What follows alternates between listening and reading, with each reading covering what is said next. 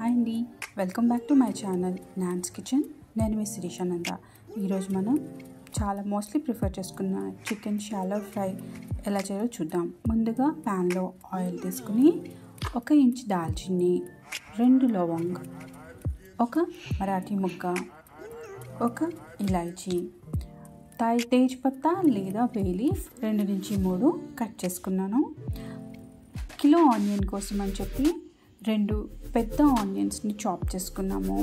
దాన్ని ఒక 2 to 3 minutes fry చేసి స్టిర్ చేసుకున్నాక ఒక స్లైస్ చేసుకున్న 5 నుంచి 6 మిరపకాయలు, ఫ్రెష్గా ఆడించుకున్న జింజర్ గార్లిక్ పేస్ట్, ధనియాల పొడి, పించ్ ఆఫ్ జీలకర్ర పొడి వేసి బాగా కలుపుకొని ముందుగానే మ్యారినేట్ చేసి ఉంచుకున్న చికెన్ని దీంట్లో మనం వేస్తామండి.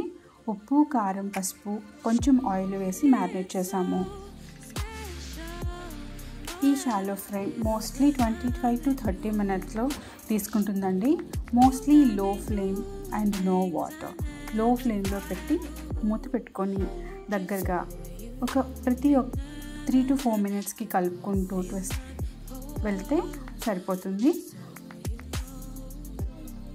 మాటికి చెక్ చేసుకోండి అది ఎలా ఉంది అని చెప్పి. సో ఇది కొంచెం ఉడికినట్టు అయ్యిందండి, దగ్గరికి అయ్యింది.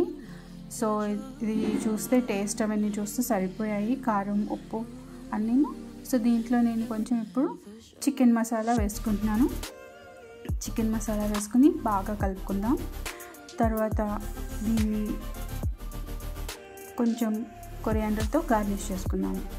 Yes, now it's ready. Chicken shallow fry ready to enjoy.